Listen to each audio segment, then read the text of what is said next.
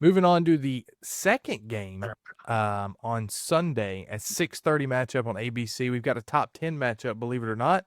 Number 6 Notre Dame at number 10 Miami. My oh my oh my, what a good game we have in store Sunday night, Chase. I'm super excited about this one. I assume you are too, but I don't know. I'm curious to learn more. Um, you know, Don't disappoint me. man, it's gonna be a fun game. It's gonna be a fun game. It's Notre Dame, it's Miami, Catholics versus convicts. What a great robbery that is. If Quinn was on here, he put on his rivalry hat to tell us what like statue or whatever they're winning, their like cup that they're winning for this. But this has been an old rivalry, 80s, 90s, playing down in Miami. Notre Dame favored here, which is a big point. But Miami is quickly becoming Florida State. And I'm not saying record wise, I'm not saying anything like that and talent, whatever. What I'm saying is Mario Cristobal is a great recruiter, one of the best recruiters there is in this state. He doesn't know how to always get the mustard out of that talent that he has, but he can recruit really well. And he's been able to do it since he was on the Alabama staff back in the mid 2010s. But he's been here lately relying a little bit on the transfer portal to be successful. I have no faith in Carson Beck. I don't think Carson Beck showed you anything in Georgia in a more run heavy offense that limited his throwing capabilities. And now you're going into more of a pass heavy offense, a pro style offense that's going to want to push the ball down the field a little more. You saw what Cam Ward did last year. You saw how it helped Cam Ward and pushed him to the top of the draft. I don't see Carson Beck being successful in a Cam Ward offense. Now, if they totally change around the hey, we're gonna be a little more run heavy this season, but that's just not Miami. Miami doesn't run the ball traditionally a whole bunch. They usually have their scat backs. They usually have their guys that are gonna be able to run out of the backfield catch. They're not gonna have the Georgia three-headed monster. One can run through the tackles. One can run outside. One can receive. Like they don't have that in Miami.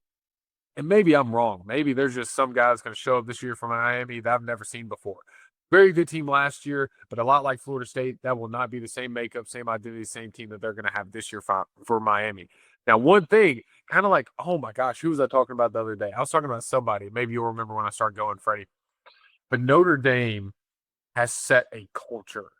They've not set a talent based pool. They haven't said, "Hey, we're going to get these players to be successful for the season." It's they've built a culture. Marcus Freeman has built a defensive culture that is hard nosed, that is going to hit you in the mouth, and that is going to fight till the very end. You saw it last year in the playoffs at Notre Dame, and that is what, as an Alabama fan, we're not supposed to like Notre Dame Irish people. We're not supposed to like those fans, anything like that. But Notre Dame was a very successful team last year, and it's all because they continually fought from behind. When they got in the lead, they controlled the game, they controlled the pace. It wasn't showmanship, it wasn't shiny, and a lot of times it wasn't pretty, but they got the job done. Like they did against Indiana 27-17. Wasn't a pretty game. Probably should have beat by more. Georgia probably should have beaten by a couple more. But they controlled the game, they worked through it, and they ended up winning some of these games. They ended up losing to Ohio State in the national championship, of course, just was outmanned. But I'm going to go Notre Dame in this game all the way through.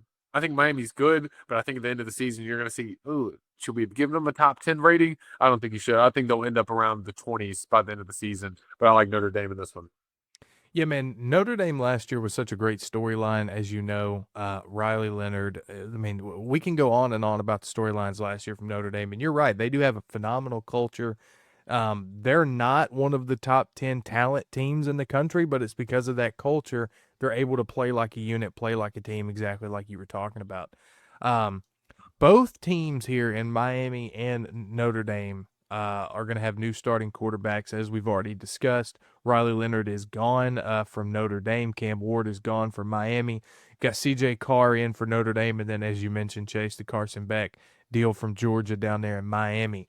Um, Notre Dame is going to have a very, very strong defense again in 2025, very similar to the way they did last year.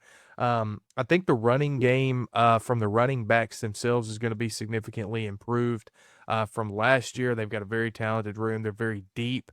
They also have a lot of good wide receivers. Now, this is where can CJ Carr be able to use the wide receivers like the team would want him to, basically.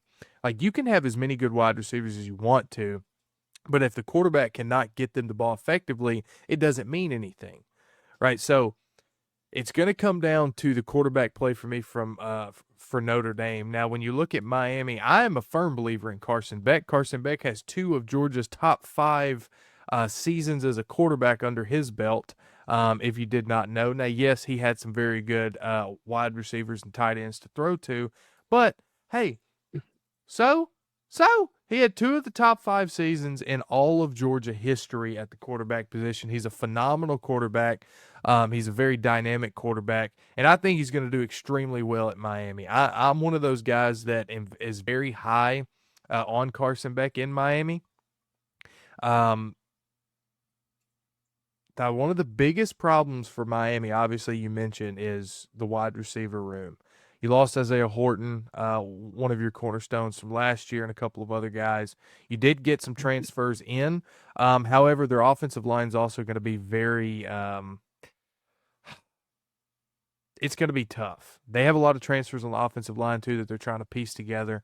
Um, but I'm going to go Miami to win this game at home. I'm a Carson Beck believer. I'm hopping on the bandwagon train, if you can call it that. I don't necessarily think it is. There's not a lot of people that really have faith in Carson Beck the way that I do. But give me Miami to win this game at home against the Catholics of Notre Dame. However, it's going to be a very tight football game. I like both of these teams. I think Notre Dame is going to make the playoffs. This might be their only loss of the season. But for this week, give me Miami.